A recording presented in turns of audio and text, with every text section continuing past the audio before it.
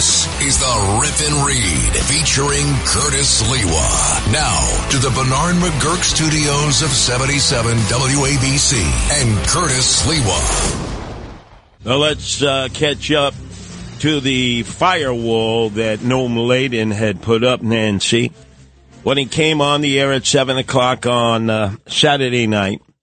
It was about 45 minutes after President Donald Trump was nearly assassinated, was clipped in the ear. 8 shots were fired by a guy we now know as Thomas Matthew Crooks, although we didn't know it at the time. Cousin Brucey very gracefully exited because he realized music, it was just not the appropriate time. I was in the bullpen warming up, and Noam was already cranking out the information that was coming from Butler, Pennsylvania. And then we went full throttle. We did our interviews with our colleagues who have done a great job reporting from the RNC out in Milwaukee, including James Flippin doing the news there, and from Sid to everyone else broadcasting from there.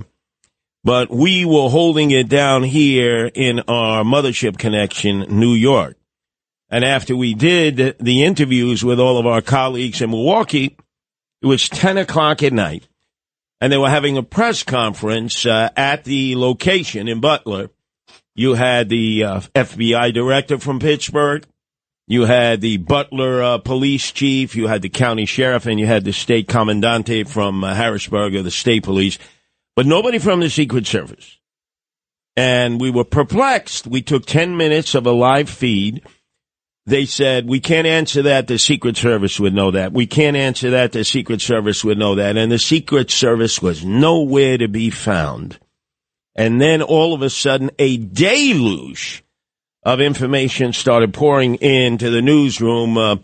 If you can sort of mention, Noam, all of the so-called leads and tips that our colleagues, both who work with us and who are in the field, wanted us to run with. There were at least 5 names that were given to us over maybe a 2-hour period that we said, okay, we can't go with any of these because we have no confirmation. One was described as a member of Antifa, and we did a little research on it, but it didn't seem legit. And the others were, well, we later found out who they were. We didn't even know who they were. They were just names that were thrown at us that we were told were the gunmen. And it looked very thorough. I mean, we had backgrounds, bios, resumes, pictures. Yeah, the whole works. They were really trying to pin this hard on Antifa. You know, Biden said it's just an idea. It's an Antifa guy. Well, it turns out that guy that we received the picture of has now surfaced. He's an Italian sports journalist in Rome. I mean, this is unbelievable, right? He said the moment it went out there, because other media venues carried it. Yeah, they put the picture out, the name, the works. Everything. Yeah. And he goes, all of a sudden, there's stakeouts of my house, photos of my intercom and door. People are looking at me. They're saying, you're Antifa. And now he has done the American thing. He's lawyered up. Smart guy. I don't blame him. 5 lawyers in America who are now going to go through people's social networking, find whoever it was that broadcast that it was him. They put it out on their social networking. So some of our colleagues out there, friends, foes, whomever, I don't know what you're going to do, but they're coming for you. Yeah, because by the way, they already scoured the internet. So even if you take it down, it's too late. So let's look at suspect number 1 that they wanted you to run with. The Antifa guy. Right now, I'm assuming they're going to be going for millions of dollars. You just saved John and Margot a huge payout. That's right. That's what number 1. Okay. Nancy, number 2. Floating out there, brought to our attention by colleagues and those in the field who went with this, that a Pittsburgh man who previously pled guilty to charges after an altercation in an anti-Trump protest is the gunman. Pictures, background, the guy's house, everything, address, wife, kids, what schools they went to, the whole 9 yards. Guess what? Not him. Guess what he's done in Pittsburgh? Let me guess. He's lawyered up. He's got 7 lawyers now, including a law firm from Cleveland. So he's got Cleveland and Pittsburgh, and he's looking for quite the payday. Now, there are 3 other persons, remember, that were brought to our attention. I have a feeling that once they surface, they're going to do exactly the same thing. This is a lesson in the fact of what my wife Nancy has always taught me, who is working behind the scenes. Check, double check, triple check. Because, as you know, our owner-operator, John Katzimatidis, every time I break news, has said, if you're wrong, you're gone, Curtis. Yeah. Or you're wrong because you can do a lot of damage. And we can. The most powerful radio station by day across the nation from coast to coast. The most powerful at night in the world. And Noam held it down. He wouldn't go with it. Nancy, you would not believe the number of people who swore their firstborn that it was true, right? Oh, it was unbelievable. I mean, giving it to me like it was fact. And then when I would question them and see what their sources were, I was like, you got to be kidding me. I mean, how do you sell this as fact with the sources which were not really any good at all? Are we talking like a Ouija board type thing? Almost like as bad as a Ouija board, yeah. And yet, other media outlets went with it. In fact, one media outlet said it was a Chinese guy. Yeah. Yesterday, they had a huge demonstration in Sunset Park. Today in Chinatown, they want apologies or they're going to sue. And they deserve apologies. I mean, this incredible desire in the media now. We are the first. What does it matter? Nobody remembers, by the way, that you were the first. That's what, I mean, do you remember who got the first? You just want to know the information is correct. Of course. You care less if it's the first person to give it to you. Oh, wait, well, we're the first. Yeah. Well, guess what? The first is now going to cost a lot of people a lot of money who might be running media outlets who are completely unaware that some of the people directly affiliated with them would basically had the license to run with it. Incredibly damaging. And what do you tell to the Chinese community now? Yeah. But anyway, thumbs up, Noam Laden. Thank you. And to your son. That's again. right. He helped out Gabriel. Yep. Gabriel, thumbs up to you, Nancy, for behind the scenes. You were at home with the cats, and you were doing the deep dive, and we really did the dig. And again, just to recap, once that Lane press conference was over, that the Secret Service wouldn't even attend, wouldn't even have a spokesperson say anything, we went to work, and it was Noam Laden who was the first to find out the actual house. Just once again, frame it for our listeners, because not even TV, not even the media with all their resources were able to figure out where this guy was from. It is amazing. The cable networks were going with just bad information. I mean, that's kind of generally what they've become, and that's why they're just not reliable. Doesn't matter who you watch, left or right, it's just not reliable. The people who gave us the best information were, what makes sense, is the people who are on the ground. And in Pittsburgh, in the Pittsburgh area, for whatever reason, they were not doing any in-depth coverage of the story, which was their hometown story. So guess who they were tuning into? They heard us, and 2 people called in who lived in the town that we had been given information of that the gunman may be from, Bethel Park. And we had one of them actually gave them the address. This was what? I don't know what time it was. It was already late. 11:30. Yeah, 11:30 at night. And I said, hey, would you mind going over and just see if there's anything going on over at this house? And they did. And sure enough, it was crazy what was going on over there. But you had gotten the address from doing a deep dive that nobody else had done. No, I mean, people would give me information and we sort of weeded it out. In other words, Noam has a lot of information about this. Yeah, well, even new stuff today, by the way. But they are able to weed it all out, and then once we saw that the cops were all in front of this house, we said, okay, this is the right information. We got the right guy. So 2 of our callers came through like champions. That's why I like to deal with callers and not guests. Because guests, let's face it, they read their talking points. They're in their hotel rooms or in their homes. They're not going outside. They're not going to bust their shoes. Are you kidding? Yeah. They're going to say, are you going to pay me? Right. That's their bottom line. Right. Yeah. So great job there. Thank you. Again, you saved this station a hell of a lot of money because lawsuits would have been flying. We are the most powerful radio station in the world tonight. Can you imagine how quickly those lawyers would have flocked on Judge Weinberg and everyone else here. Yeah. Just serving papers left, right, every which way. And guess who'd be walking the unemployment line? That would have been you, Noam Laden. And everybody who had fed you the information, they would have acted like, what are you talking about? I have no idea what you're talking about. That is absolutely true. Oh, man, really good stuff. And we're going to be going in-depth here. Our team has done a great job in Milwaukee, but they're not in Pennsylvania. And so from what we've done on the Rip and Read, Nancy, starting on Saturday at 7, we went to 6 in the morning. And then you and I, we did it 8 at night to 10 o'clock on Sunday. And then Greg Kelly has followed us pretty much in the same vein, focusing on the gunman.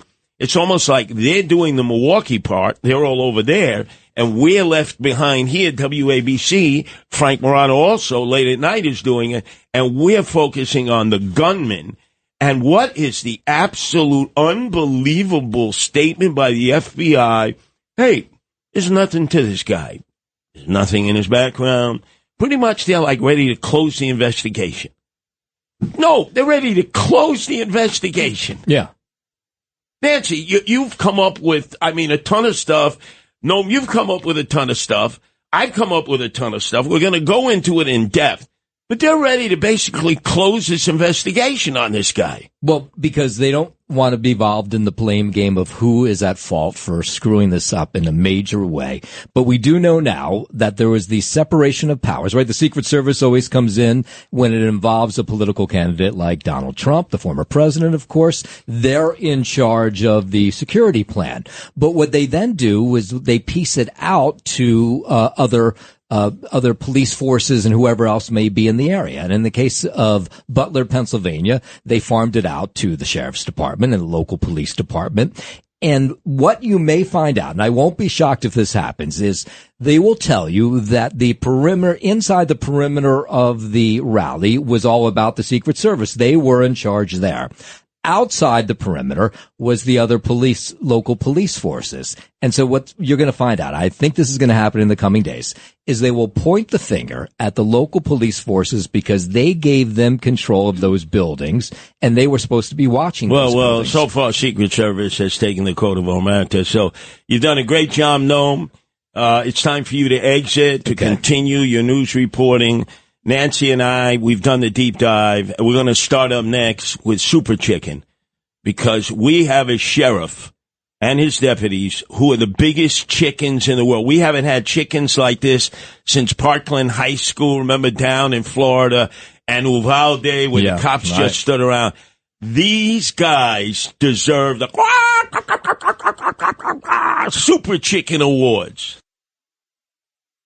Curtis Sliwa. Curtis Sliwa. Rip and Read. Check this out. This is the Rip and Read, featuring Curtis Sliwa. Talking about Now, to the Bernard McGurk studios of 77 WABC and Curtis Sliwa. This is the Rip and Read. When you find yourself in danger, when you're threatened by a stranger, when it looks like you will take a licking, there is someone waiting who will hurry up and rescue you. Just call for Super Chicken. Dread if you're afraid you'll have to overlook it. Besides, you knew the job was dangerous when you took it. He will drink his super sauce and throw the bad guys for a loss, and he will bring them in alive and kicking. There is one thing you should learn when there is no one else to turn to. Call for Super Chicken. Call for Super Chicken. Maybe we have to depend on Super Chicken, the cartoon series that I watched as a kid, Nancy. But there are chicken awards when it comes to law enforcement not doing their job. We're going to recap what happened in the upcoming segment involving the gunman who, if we were to believe it, was able to pull this all off on his own. So a minute before he fires 8 shots in the direction of Donald Trump from the roof of this warehouse 130 yards away, finally the cops react. They crawl up the ladder that he had bought at a Home Depot, that the gunman had bought at a Home Depot, Thomas Matthew Crooks. And they reach the top, and the first cop actually sees him with the rifle. He turns around with the AR-15. He aims it at this cop, and this cop retreats and runs right back down the ladder. I would have thought right there, man, they're going to fire this guy. They're going to rip him a new you-know-what. And yet his boss, the sheriff of the county, said what in his defense? Well, he said that he would have done the same thing. Absolutely. So these guys are chickens. I mean, what is the role of law enforcement but to take inordinate risks to protect others? And it sort of conjures up. You remember in the fields of western Pennsylvania, 9/11, there was Todd Beamer and all of those who were on that United Airlines Flight 93. We know the story. It's been told over and over, the bravery, the heroism. They find out that they're on this hijacked jet that's on its way to Washington, D.C. It's 20 minutes away. It's going to either smash into the White House or the Capitol. Todd Beamer organizes his fellow passengers, and they say, we got to rush the cockpit. We must stop this. It'll probably mean certain death, but we have no choice. And then remember the famous phrase, let's roll. And all of them just rush in. And the plane crashes in Shanksville, Pennsylvania, an empty field, not far from Butler, Pennsylvania. Those are heroes. What those cops did in running down the ladder to avoid confronting the gunman is cowardice. I want to bring up another issue. We had a president, Harry Truman, who was staying in the Blair House because they were renovating the White House. And two Puerto Rican pro-independence activists show up at the Blair House. The only thing separating them from getting inside and assassinating President Truman is a Washington, D.C. police officer. The Washington, D.C. police officer, Leslie Kaufeld, did not retreat, did not surrender, engaged them in a battle, a firefight. He killed one of them. He got killed. And the other one was eventually taken by the Secret Service who arrived at the scene. That's bravery. I mean, that's why men and women become police officers. And yet, if you notice of late, in Uvalde in Texas, May of 2022, 19 cops are just standing around in the hallways. They got body armor on. This 18-year-old is shooting up the school. He kills 19, 2 teachers, 17 injured. They refuse to go in. It took the U.S. Border Patrol 20 minutes away to finally come and take them out. And then Parkland High School. The Broward County sheriffs would not go in. Mm-hmm. They refused to go in as this 19-year-old was killing 17 and injuring 17. It's sort of like, I don't know what has happened. Where's the bravery? And then these deputy sheriffs run down the ladder instead of confronting the gunman, in this case, Thomas Matthew Crooks, and their boss, their sheriff, defends them. Isn't there an oath that they take when not only they becoming cop, but maybe defending the president? You would think, right? I assumed there was. I guess now we know that there isn't. There are brave cops out there, of which there are many, and there are also chickens. And increasingly, we are becoming aware of who the chickens are. And instead of them being criticized, humiliated, embarrassed, washed out, fired, suspended, you now have, in this case, the Butler County sheriff defending them, saying, I would have done the same thing. I would have ran away from the gunman. That is a double disgraziata. Now, to the Bernard McGurk studios of 77 WABC and Curtis Sliwa. Curtis doesn't know about you, but he rips and reads. This is the Rip and Read.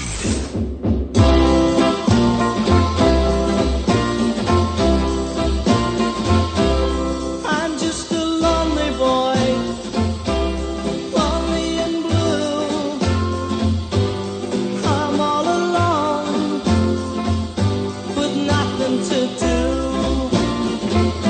I've got everything. It's Paul Anka classic.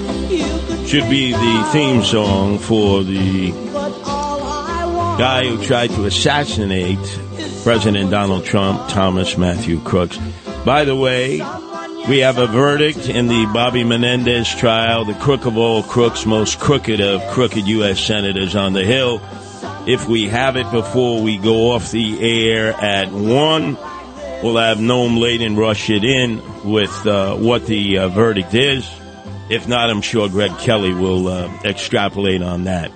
But Nancy, first, let's go into this lonely boy because Thomas Matthew Crooks has a background. He's not an enigma.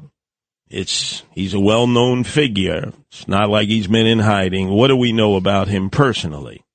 Okay, so he's 20 years old, I believe it is. He graduated 2022 from Bethel Park High School.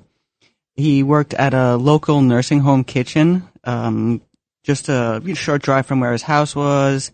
He had graduated with a degree in engineering.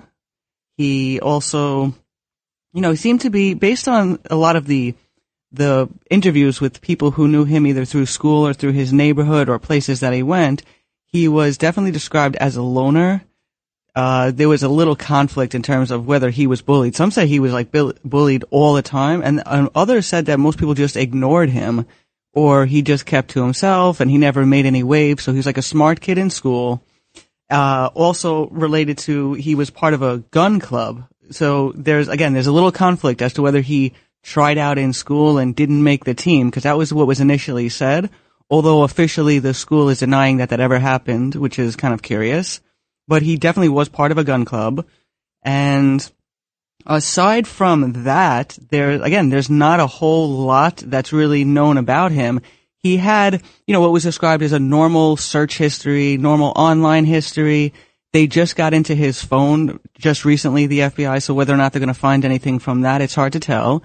A few social media sites that he had been on, like personal sites, attributed to him. One was even taken down, believe it or not, by the company because they just didn't think it would be relevant, of value.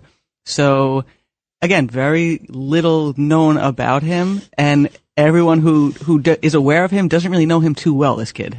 Incredible that they had to get a warrant to crack into his phone and into his laptop. I mean, here's a guy who almost assassinated Donald Trump. They got to get a warrant to crack into his cell phone and his laptop. Yeah, and they definitely seem to be going very, very quickly over this investigation as though they're trying to conclude it, which I have no idea why, right? Given the severity of what happened and the incredible shortfalls on all sides. But right away, without knowing much of anything, the FBI and then also the Secret Service were saying, oh, we're sure it was a lone plan. He wasn't working with anyone. This isn't part of anything bigger, that no one helped him. And now that he's gone, let's not even talk about it, pretty much is kind of what it sounds like to me. Well, apparently the shooting club you mentioned, he was a member with his dad. Father and son used to go target shooting. But this is the strange part of it. On that morning in which he prepares to go try to assassinate Trump, because I cannot believe he just woke up that morning and said, hey, I see they got a rally for Trump, I'm going to go try to put a hit on him. Mm-hmm. His father calls up the police and reports that one of his 20 guns is missing, the AR-15, and his son is missing. Yeah. His son is 20 years old. Mm-hmm. His son has a car, owns his own car, a Honda. That is very unusual that all of a sudden you're going to be calling up about your 20-year-old son, that he happens to be missing that morning with an AR-15. Yeah, I mean, and again, they're very tight-lipped to some extent on this information because it seems like everyone was given the directive to not speak to anyone aside from the investigators of what's going on here. So they're very tight-lipped, but clearly there was some people within the school district, like counselors, who said, well, he seemed like a fine person. But again, there was instances of seeing odd behavior in him that was alleged by some of his former classmates, like things he said while he was even taking the marksmanship classes publicly in school with other students. So, I mean, something tells me there might be some indication that there's a little more information about him. They're just trying to keep quiet. Well, let's tell you what we do know about this attempted assassin, Thomas Matthew Crooks. He rolls up to the site in Butler, Pennsylvania, for the MAGA rally for President Donald Trump. He is approximately about an hour there before the start. Drives up in his car. Previous to that, he had stopped at an ammo shop, buys 50 rounds of ammunition for his AR-15, and then stops at the Home Depot and gets a 5-foot ladder. Now, they know he had purchased it that day because when Secret Service went to his body on the roof after they shot his head off, they found the receipt. Oh, so he didn't have the ID, but he had the receipt from the store. Interesting. Right. So he had bought it that morning, and that's been verified. So he drives to the location. Inside of the very building that he eventually worked his way up on the ladder to the roof, there are 3 snipers in the building already who are working with Secret Service. They are from the Butler County Sheriff's Department. So they're already in the building, 3 of them. There's nobody on the roof. They see Thomas Matthew Crooks outside looking up at the roof like he's scoping it out. Then he comes back, sits down, and looks at his phone. Now, who is he communicating with on his phone? That's what I want to know. Yeah. So one of the snipers in this warehouse takes a picture of him. This is 26 minutes before he fires 8 shots at Donald Trump up on the podium. Then he takes out a rangefinder. And a rangefinder is used in hunting and in golf, especially golf more and more, to determine how many yards out, or in hunting, how many yards out. So it's common in that part of the country, western Pennsylvania, where there's a lot of hunting, to have a rangefinder. So then the sniper, right, radios his command post and says, there's a guy down there with a rangefinder. It's the same guy that I just took a picture of, who a while back was looking up at the roof and was looking at his phone. They don't tell him anything, nothing. So he gets up, he walks away, probably back to his car, and he comes back a 3rd time with a backpack. He walks to the back of the building. The snipers in the building are watching this. Now, these are not the Secret Service snipers. They are from the Butler County Sheriff's Department. So an officer, finally, after people are screaming and yelling because they've seen him climb the ladder, he's up on the roof, he's doing a bear crawl, with the rifle, trying to get into a position to take shots. People are screaming, they're yelling to the police on the ground, to the Secret Service up in the sniper's nest. Hey, there's a guy with a gun up there. There's a guy with a gun up there. He's on the roof. Yeah. At that point, he happens to be behind where the snipers are in the building. So they're looking out towards Trump, but he's in the back of the building. So guess what? They take another picture of him. Oh, God. A second picture. What are they doing with all these pictures? Then he's finally spotted by the cops on the ground floor, right? And they walk towards the back. They don't even run to the back. People are screaming, there's a guy with a rifle up there, a guy with a rifle. And this is when 2 of the cops from the Butler County Sheriff's Department start climbing the ladder that he had purchased, meaning the gunman, Thomas Matthew Crooks, that very morning, a 5-foot ladder at a nearby Home Depot. And when they reach the top, they peer onto the roof. He sees them. He aims the AR-15 at those cops, and they run right down the ladder. Right down the ladder. And again, ladies and gentlemen, you would think that these 2 cops would be chastised, they'd be suspended, they'd be fired, they would be personally humiliated, right? And what does their boss, the sheriff of the Butler County Sheriff's Department, says in their defense? No, he says that he would have done the same thing, absolutely. And then he goes on to describe what you were just speaking about, that all I know is the officer had both hands on the roof to get up on the roof, never made it because the shooter had turned toward the officer, and rightfully and smartfully, the officer let go. So, I mean, apparently we know where their priorities are with these cops. Unbelievable. A 20-year-old kid with an AR-15 just goes there and sets up, and all these cops are aware of his presence for 26 minutes. They've taken 2 photographs of them. We need to know, what did you do with the photographs? Why didn't anybody shout out to him and say, hey, freeze? right? Aim your rifle at him. You're a sniper, right? Well, Freeze. I mean, and the very fact that they said they were looking onto the roof and then he changed his positioning, that to me means you're a horrible shot, because in that movement you should have been able to shoot him. So that speaks volumes right there. Oh, but no. The sheriff would have done the same thing, would have run like a coward. I guess because they're all horrible shots, maybe. So Kimberly Cheadle, who is the head of the Secret Service Department, will not address this case. She has not answered any questions about it other than moving forward and insisting that everybody will be safe and secure at the RNC convention and at the upcoming Democratic National Convention. She refuses to resign. She's being told she has to come and answer questions before Congress, and she's taking her sweet-ass time. So we are confident in these security plans that are in place for this event, and we're ready to go. It's been an 18-month process. We've worked together over that 18 months to develop operational security plans for any and all aspects of security related to this event. We're not anticipating any changes to our operational security plans for this event. No, we're not going to make any changes. I mean, can you believe the hubris, the chutzpah of this woman? Now, and what's really interesting about that, too, is the Homeland Security Secretary, Mayorkas, had basically talked about this failure as well, but then went on to support her and say, no, she's great. We have all the faith in her. I have 100% confidence in the Secret Service.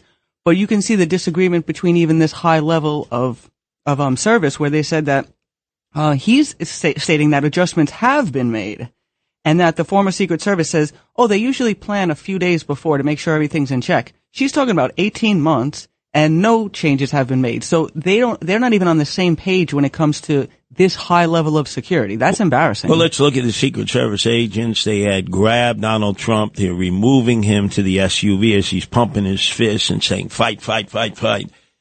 And we see three of the female Secret Service officers, very short, clearly frightened, and incapable of putting their guns back into their holster. I think, if nothing more, we have to send them to the Barney Fife School of Training from Mayberry RFD. Removing a gun from the holster, you do it smoothly and safely. And when you return it to the holster, you repeat the process smoothly and safely. Out smoothly and safely. Back smoothly and safely. So you don't just jerk it out. That's dangerous. Smoothly and safely. What an embarrassment. What an absolute embarrassment. And no word from the head of Secret Service, who has decided she doesn't have to answer any questions. She should be fired. Up next, if we have the details of the verdict reached in the crook Senator Menendez's bribery trial, we'll have Noam Laden run it in before the news, if not soon after during the Greg Kelly show. I mean, this guy is the capo di tutti, the crook of all crooks, who had a big smile on his face like the cat that swallowed Tweety Bird walking into the federal courthouse, downtown Manhattan, Southern District this morning. We'll see if that smile is still on his face when he walks out momentarily. This is the Rip and Read featuring Curtis Sliwa. Now to the Bernard McGurk studios of 77 WABC and Curtis Sliwa.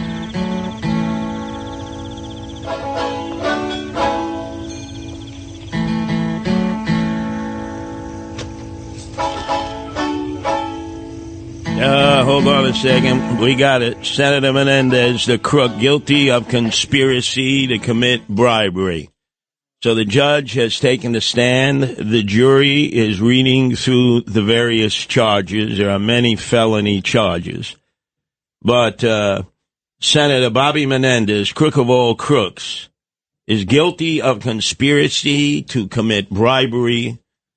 This is major because now that Damian Williams, the U.S. Attorney for the Southern District, has another notch on his belt in terms of his public integrity prosecutions, I now know that he's got two targets.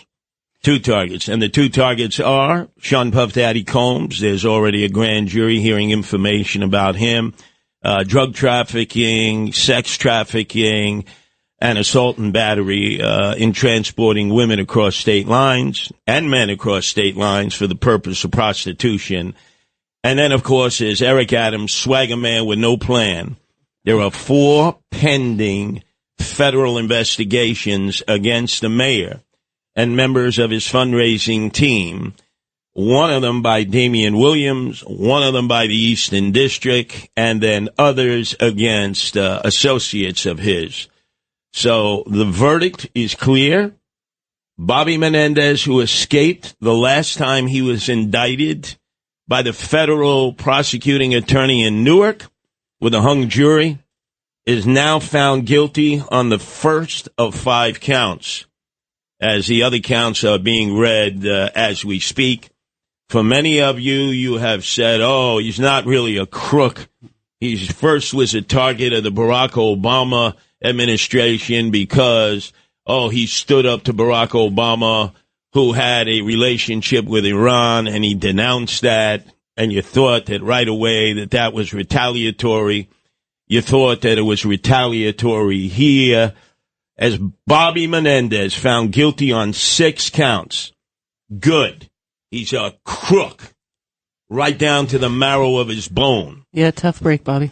And some of you have made excuses for him stuffing Scatol in his customized jackets and stuffing gold bars in his boots in the house of his wife, the Armenian grifter in Englewood Cliffs. And his whole defense here, because the evidence by the U.S. Attorney of the Southern District, Damian Williams, and his associates was so overwhelming, Bobby Menendez blamed it on his wife, who's been diagnosed with severe breast cancer, probably is going to have a mastectomy if she hasn't already had it. This cat, now he's found guilty on 9 counts. Oh, my God, I feel so good. This is not looking good, Bobby. This is like a mood elevator for me because, I've been on this guy's case for years. I've gone over to the Cuban community in Union City on Bergen Line Avenue. I've gone into the heart of his district, Jersey City, where he was the leader of the Democrats in northern New Jersey, just like a capo di tutte, like the head of an organized crime family. And finally, guilty on 9 counts. I mean, they just keep ticking up. Yeah, it's hard to run from all those gold bars, That's the problem. That's what I said. Yeah, bring Noam Laden in here. See if we can get Noam Laden in here, or at least get him on the microphone. Noam, you know that I've made it my business for 10 years. 10 years to make sure that this crook was charged with these crimes. And the U.S. Attorney of the Southern District, Damian Williams, has delivered. Right, Noam? He has. We're going count by count. So far, guilty in all the counts. There's 16 counts in all. Yeah. So we haven't finished all 16 yet. They're coming through one by one, but we're up to 8 or 9 now. And there was a note Curtis sent out yesterday where the jury had asked, do we need to be unanimous on all the counts? In other words, if there's one, can we throw out one count and find him not guilty? Some sort of question like that, which led us to believe this was what was going to happen today, that he'd be found guilty, if not on all these counts, almost all. 12 counts now, 12 counts, and a celery. Couldn't happen to a worse person. This thief, this crook. And where are they going to put him? They better not put him in New Jersey. Oh, no, they should be incarcerating him in Atlanta, the federal pen, and he should burn in hell.